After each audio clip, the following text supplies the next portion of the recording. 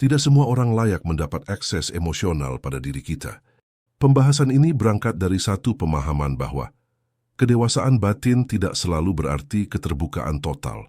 INFJ dan INTJ, meskipun berbeda dalam cara merasakan dan berpikir, namun mereka sama-sama sampai pada kesimpulan yang sama melalui jalur yang berbeda, yakni emosi adalah wilayah bernilai tinggi dan tidak semua orang layak diberi akses untuk dapat ke sana. Berikut 7 ciri spesifik INFJ dan INTJ yang telah sampai pada pemahaman bahwa tidak semua orang layak mendapatkan akses emosional. Yang pertama, selektif secara emosional bukan tertutup. Mereka tetap bisa ramah, sopan, dan komunikatif, tetapi hal itu tidak otomatis membuka isi batin mereka sendiri. Ada perbedaan jelas antara berbicara biasa dan berbagi perasaan terdalam, dan tidak semua orang dianggap aman untuk masuk ke wilayah itu. Yang kedua, peka terhadap niat bukan hanya kata-kata. Tipe kepribadian INFJ dan INTJ cepat menangkap apakah seseorang tulus atau hanya ingin tahu demi kepentingan pribadi. Mereka lebih percaya pada pola sikap jangka panjang daripada ucapan manis atau kedekatan sesaat. Yang ketiga, tidak merasa bersalah menjaga jarak batin. Mereka tidak menganggap menjaga jarak emosional sebagai kesalahan moral. Jika mereka merasa seseorang tidak cukup dewasa, tidak stabil, atau tidak konsisten, mereka dengan tenang membatasi kedekatan tanpa drama apa-apa. Yang keempat, emosi diperlakukan sebagai aset, bukan curahan bebas. Perasaan tidak dikeluarkan sembarangan. Mereka tahu bahwa emosi memiliki dampak, biaya mental, dan konsekuensi jangka panjang. Karena itu, mereka hanya akan berbagi ketika ada nilai dan tujuan yang jelas. Yang kelima, cepat menarik diri jika merasa tidak dihargai. Jika keterbukaan mereka direspons dengan pengabaian, penilaian dangkal, atau manipulasi halus, mereka tidak akan memperbaiki dengan penjelasan panjang. Mereka malah akan memilih diam, menjauh, dan menutup akses bagi orang tersebut sampai batas waktu yang tidak ditentukan. Yang keenam, kedalaman lebih penting daripada kedekatan ramai. Mereka tidak membutuhkan banyak hubungan emosional, 1 atau 2 hubungan yang benar-benar memahami jauh lebih bernilai daripada banyak interaksi yang hanya menguras energi emosional. Dan yang ketujuh, tenang tapi sulit untuk ditembus. Dari luar mereka terlihat stabil dan terkendali, namun untuk benar-benar mengenal isi pikiran dan perasaan mereka, seseorang harus menunjukkan kedewasaan, konsistensi, dan rasa hormat dalam waktu yang lama sebagai bukti dan persyaratannya. Ciri-ciri ini bukan tanda superioritas, melainkan hasil dari pengalaman, pengamatan, dan kesadaran diri yang tajam. INFJ dan INTJ memahami bahwa menjaga batas emosional bukan berarti menjauh dari manusia, melainkan memastikan bahwa kedekatannya dengan orang yang benar bukan sembarangan. Bagi INFJ, pemahaman ini lahir dari kepekaan yang ekstrim terhadap perasaan manusia. Mereka sangat cepat menangkap niat tersembunyi, pola sikap, dan ketulusan atau kepalsuan emosi orang lain.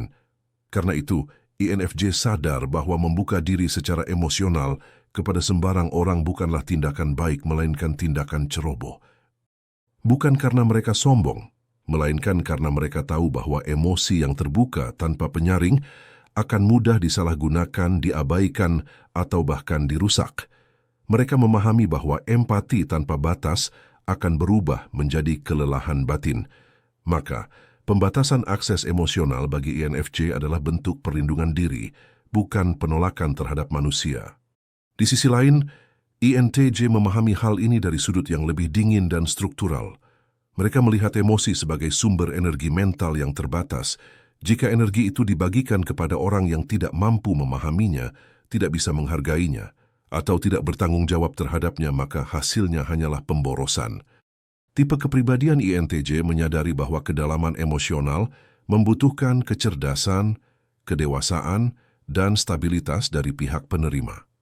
Tanpa itu, hubungan emosional tidak akan produktif, bahkan berpotensi merusak fokus dan kejernihan berpikir.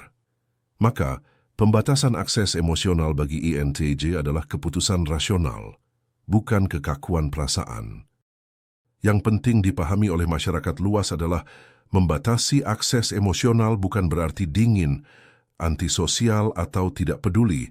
Justru sebaliknya, INFJ dan INTJ memahami bahwa emosi yang diberikan secara sembarangan akan kehilangan nilainya. Ketika semua orang diberi akses yang sama, tidak ada lagi perbedaan antara hubungan yang bermakna dan hubungan yang sekedar lewat saja. Dengan ini, mereka memilih kualitas daripada kuantitas, serta kedalaman daripada keramaian. Pemahaman ini juga berkaitan dengan kesadaran tentang tanggung jawab emosional. INFJ dan INTJ tahu bahwa membuka diri berarti memberi orang lain pengaruh atas kondisi batin mereka sendiri. Dan tidak semua orang cukup matang untuk memegang pengaruh tersebut. Banyak orang ingin mengetahui perasaan orang lain bukan untuk memahaminya, melainkan untuk mengontrol, menilai, atau memanfaatkannya. INFJ dan INTJ melihat pola ini dengan sangat jelas, sehingga mereka tidak merasa wajib membuka diri demi terlihat baik atau normal di mata orang lain. Dalam konteks ini, sikap tertutup bukanlah tembok melainkan pintu dengan seleksi. Mereka tetap bisa hangat, peduli, dan berinteraksi, tetapi kedalaman emosionalnya hanya diberikan kepada mereka yang menunjukkan konsistensi, kejujuran, dan kapasitas memahami. Ini adalah bentuk kecerdasan emosional tingkat lanjut yang sering disalahartikan sebagai sikap menjauh. Tipe kepribadian INFJ dan INTJ bukanlah individu yang pelit perasaan, apalagi alergi terhadap kedekatan manusia. Mereka hanya menolak ilusi umum bahwa semua orang berhak atas kedalaman emosional orang lain hanya karena merasa dekat, sering berinteraksi, atau berbagi waktu bersama. Dalam dunia yang gemar menganggap keterbukaan sebagai kewajiban sosial, INFJ dan INTJ justru cukup waras untuk menyadari bahwa tidak semua rasa ingin tahu layak untuk dilayani, dan tidak semua keakraban pantas diberi isi batin. Mereka paham satu hal sederhana yang sering luput dari banyak orang bahwa emosi bukan konsumsi gratis, dan kedalaman bukan hak umum.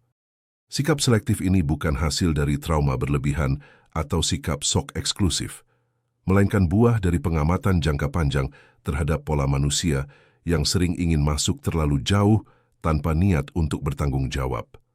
Dan tipe kepribadian ini belajar bahwa memberi akses emosional kepada orang yang salah bukan tindakan mulia, melainkan bentuk sabotase diri yang dibungkus dalam istilah niat baik. Maka mereka memilih tenang menjaga jarak batin dan membiarkan sebagian orang merasa ditutup-tutupi daripada membayar harga mental demi memenuhi ekspektasi sosial yang dangkal. Dan disinilah letak ironi yang cukup menggelitiknya. Banyak orang menuntut kejujuran emosional, tetapi panik ketika dihadapkan pada kedalaman yang sesungguhnya. Banyak yang ingin dekat, tetapi tidak siap memahami bentuk utuhnya. Banyak yang meminta akses tetapi tidak siap menjaganya. Dan INFJ serta INTJ hanya cukup jujur untuk tidak ikut berpura-pura dalam permainan kebiasaan seperti ini. Mereka tidak menutup diri dari manusia, mereka hanya menyaringnya. Bukan karena merasa lebih tinggi, melainkan karena sadar bahwa kedewasaan emosional bukan sesuatu yang dimiliki semua orang, dan berpura-pura sebaliknya adalah kebohongan paling umum yang terus dirayakan. Pada akhirnya, INFJ dan INTJ memahami satu hal yang fundamental, yakni emosi bukan hak publik, melainkan wilayah pribadi. Menjaganya bukan tanda ketakutan, melainkan tanda kesadaran diri. Dan dalam dunia yang sering menuntut keterbukaan tanpa tanggung jawab, keputusan untuk membatasi akses emosional justru merupakan bentuk kedewasaan yang paling rasional dan manusiawi. Baiklah kalau begitu seperti biasa, terima kasih sudah menyimak sampai sini. Jangan lupa subscribe Jeda Sibuk. Nantikan pembahasan saya selanjutnya. Saya, si ganteng dan tampan Fernando Widono. Sampai jumpa.